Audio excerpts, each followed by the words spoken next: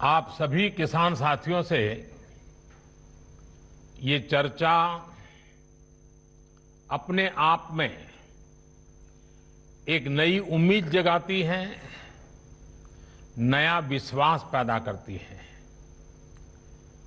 आज जैसा अभी हमारे मंत्री श्रीमान नरेंद्र सिंह जी तोमर बता रहे थे, आज भगवान बसवेश्वर जयंती है, परशुराम जयंती भी है। आज अक्षय तृतीया का भी पावन पर्व है और मेरी तरफ से देशवासियों को ईद की भी मुबारक। कोरोना के इस समय में समस्त देशवासियों का हौसला बढ़े, इस महामारी को परास्त करने का संकल्प और दृढ़ हो, इस कामना के साथ आप सब किसान भाइयों से जो मेरी बातचीत हुई है, अब मैं इसको आगे बढ़ाऊंगा। इस कार्यक्रम में उपस्थित कृषि और किसान कल्याण मंत्री श्रीमान नरेंद्र सिंह तोमर जी, केंद्रीय मंत्रिमंडल के मेरे अन्य सहयोगीगण, सभी मुख्यमंत्री, राज्य सरकारों के आदरणीय मंत्रीगण, सांसदगण, विधायकगण और देश भर के मेरे किसान भाई और बहनों, आज बहुत ही चुनौतीपूर्ण समय में हम ये संवाद कर रहे हैं। इस कोरोना काल में भी देश के किसानों, हमारे कृषि क्षेत्र में अपने दायित्व को निभाते हुए अन्न की रिकॉर्ड पैदावार की है। आप कृषि में नए नए तरीके आजमा रहे हैं। आपके प्रयासों को पीएम किसान सम्मान निधि की एक और किस्त और मदद करने वाली है। आज अक्षय तृतीया का पावन पर्व है। कृषि के नए चक्र की शुरुआत का समय है और आज ही करीब 19,000 करोड़ रुपए किसानों के बैंक खातों में सीधे ट्रांसफर किए गए हैं। इसका लाभ करीब करीब 10 करोड़ किसानों को होगा। बंगाल के किसानों को पहली बार इस सुविधा का लाभ मिलना शुरू हुआ है। आज बंगाल के लाखों किसानों को पहली किस्त पहुंची है। जैसे जैसे राज्य से किसानों के नाम केंद्र सरकार को मिलेंगे, वैसे वैसे लाभार्थी किसानों की संख्या और बढ़ती जाएगी। साथियों, पीएम किसान सम्मान निधि से विशेष रूप से छोटे और मझोले किसानों को अधिक लाभ हो रहा है। आज के कठिन समय में ये राशि इन किसान परिवारों के बहुत काम आ रही है।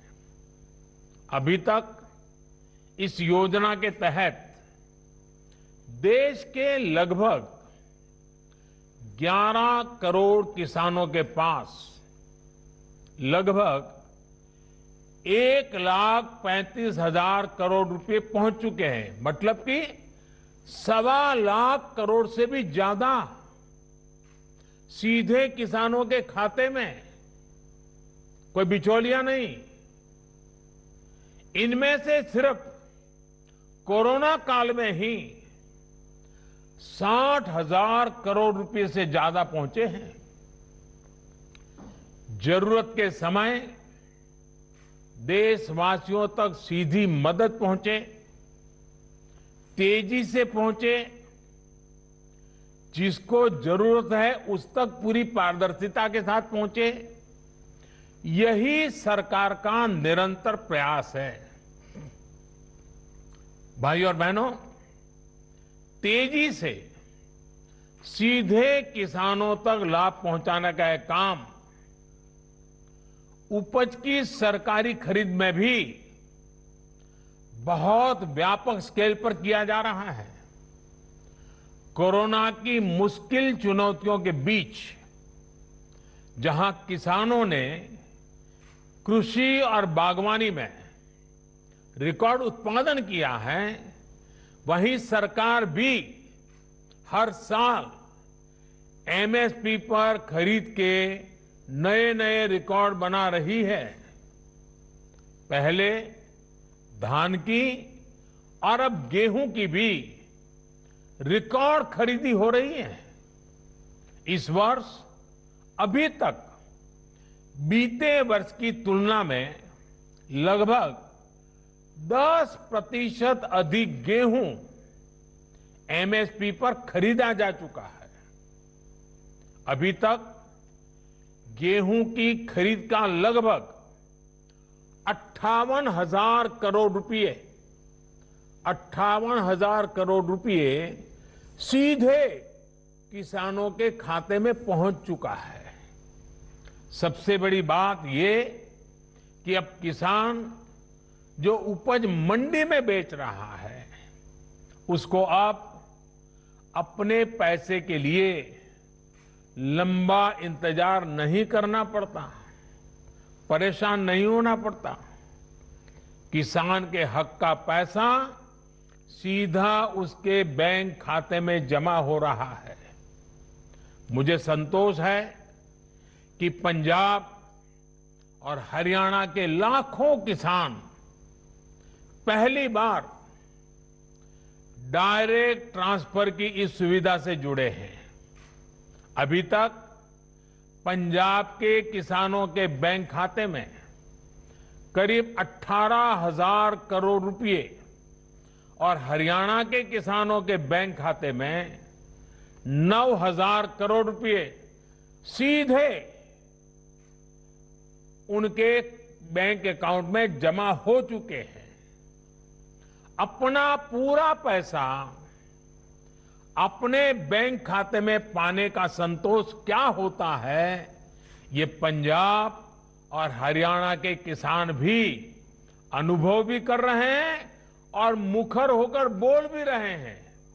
मैं सोशल मीडिया में इतने वीडियो देखे हैं किसानों के, खास करके पंजाब के किसानों के, कि इस प्रकार से उनको पैसा पहुंच जाना और वो भी पूरा पूरा पैसा पहुंच जाना, उसका संतोष इतने उमंग के साथ वो बता रहे हैं। साथियों, खेती में नए समाधान, नए विकल्प देने के लिए सरकार निरंतर प्रयास कर रही है। जैविक खेती को बढ़ावा देना ऐसा ही प्रयास है।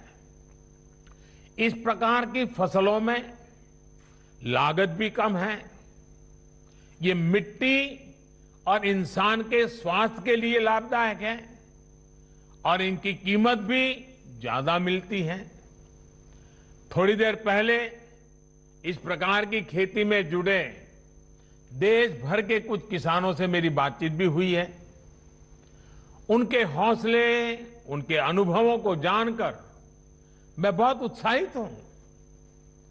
आज गंगा जी के दोनों ओर करीब 5 किलोमीटर के दायरे में जैविक खेती को व्यापक स्तर पर प्रोत्साहित किया जा रहा है, ताकि वो जो खेत में उपयोग किया गया केमिकल है, बारिश के समय जो पानी बहकर के गंगा जी में न चला जाए और गंगा जी प्रदूषित न हो, इसलिए गंगा जी के दोनों तट के 5-5 किलोमीटर करीब करीब ये जैविक उत्पादक को विशेष बल दिया जा रहा है।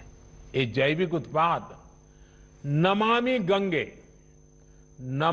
गंगे के ब्रांड के साथ बाजार में उपलब्ध किए जा रहे हैं। इसी तरह भारतीय प्राकृतिक कृषि पद्धति को उसको भी व्यापक स्तर पर प्रोत्साहित किया जा रहा है। इसके साथ साथ सरकार की ये निरंतर कोशिश है कि छोटे और सीमांत किसानों को बैंकों से सस्ता और आसान ऋण मिले। इसके लिए बीते 1.5 साल से किसान क्रेडिट कार्ड उपलब्ध कराने का एक विशेष अभियान चलाया जा रहा है। इस दौरान 2 करोड़ से ज्यादा किसान 2 करोड़ से ज्यादा किसान क्रेडिट कार्ड जारी किए गए हैं। इन कार्ड्स पर किसानों ने 2 लाख करोड़ रुपए से ज्यादा का ऋण बैंकों से लिया है। 2 लाख करोड़ रुपए। इसका बहुत बड़ा लाभ पशुपालन, डेयरी और मछली पालन से जुड़े किसानों को भी मिलना शुरू हुआ है। अभी हाल ही में सरकार ने एक और अहम फैसला लिया है और मैं चाहूंगा कि मेरे किसान भाई बहनों को ये सरकार के निर्णय से खुशी होगी, उनके लिए ये बहुत लाभकर्ता होगा। सरकार ने निर्णय किया है कि कोरोना काल को देखते हुए केसीसी ऋण के भुगतान या फिर नवीनीकरण की समय सीमा को बढ़ा दिया गया है। ऐसे सभी किसान जिनका ऋण बकाया है वो अब 30 जून तक ऋण का नवीनीकरण कर सकते हैं। इस बढ़ी हुई अवधि में भी किसानों को 4% ब्याज पर जो ऋण मिलता है, जो लाभ मिलता है, वो लाभ भी चालू रहेगा, मिलता रहेगा।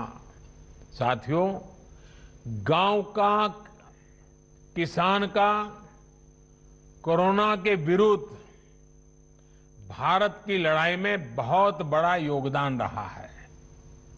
ये आपके ही श्रम का परिणाम है कि आज इस कोरोना काल में भारत दुनिया की सबसे बड़ी मुफ्त राशन की योजना चला रहा है।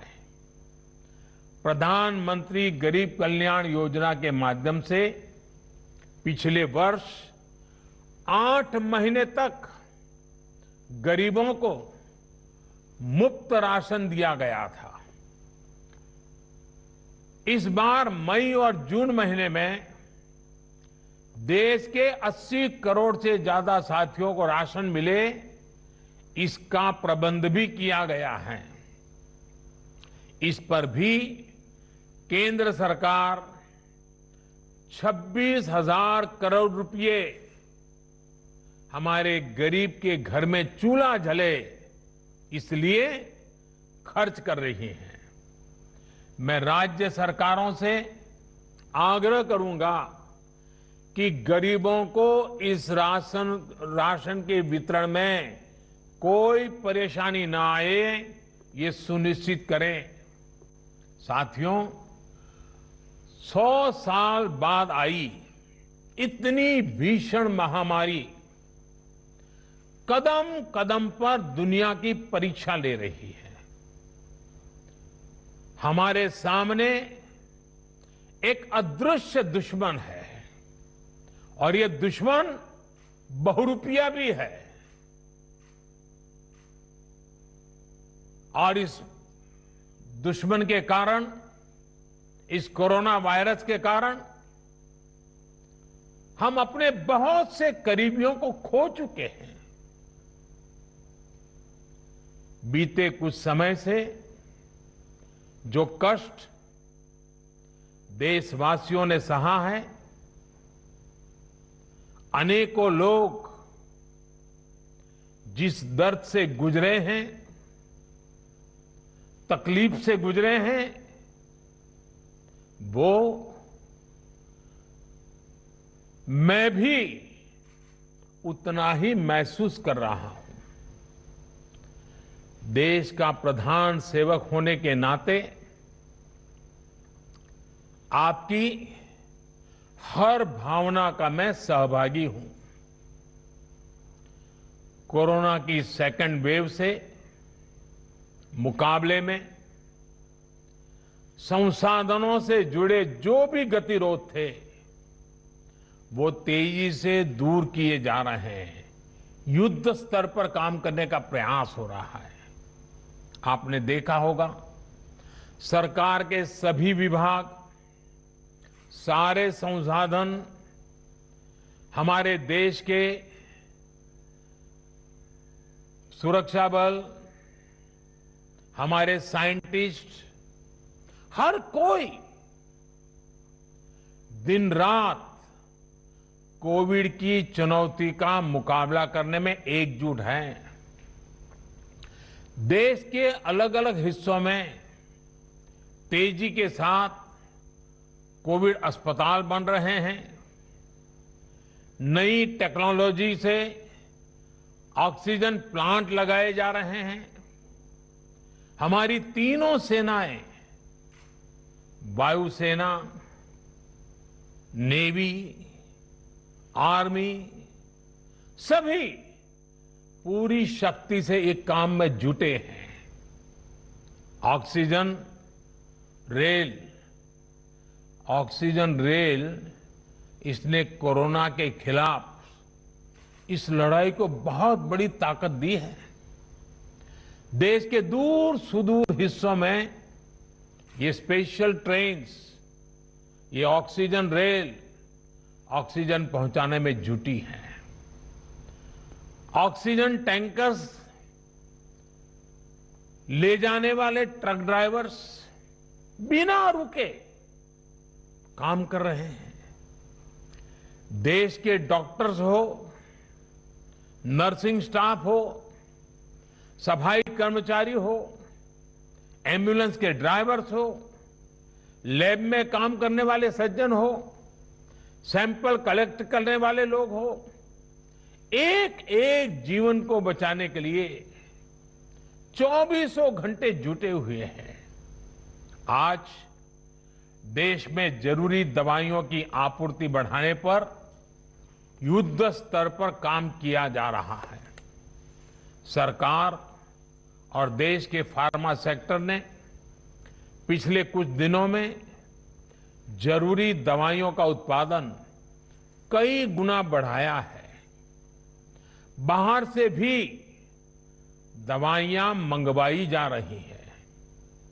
इस संकट के समय में दवाइयां और जरूरी वस्तुओं की जमाखोरी और कालाबाजारी में भी कुछ लोग अपने निहित स्वार्थ के कारण लगे हुए हैं।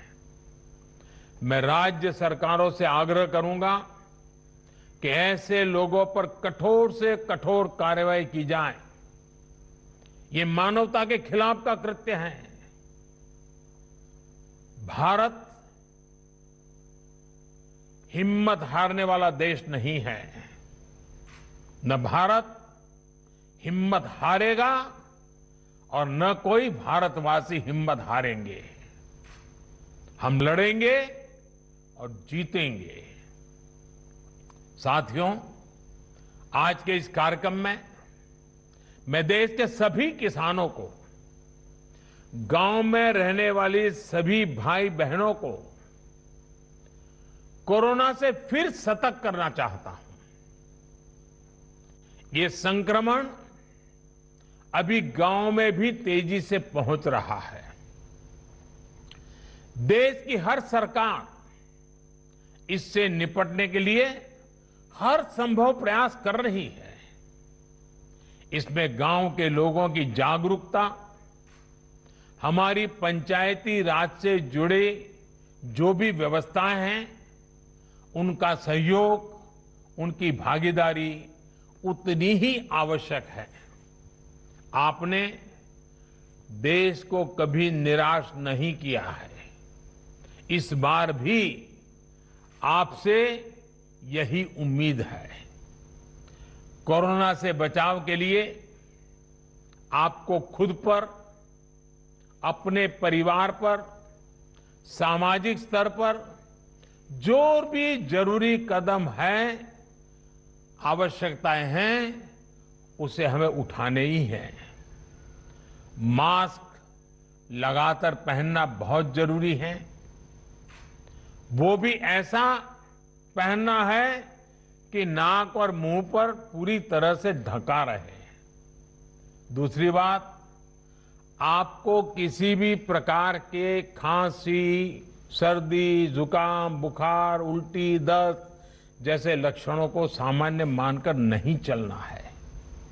पहले तो खुद को यथासंभव दूसरों से अलग करना है, फिर जल्द से जल्द कोरोना टेस्ट करना है, और जब तक रिपोर्ट ना आए तब तक डॉक्टरों से जो दवाई बताई है वो जरूर लेते रहना है।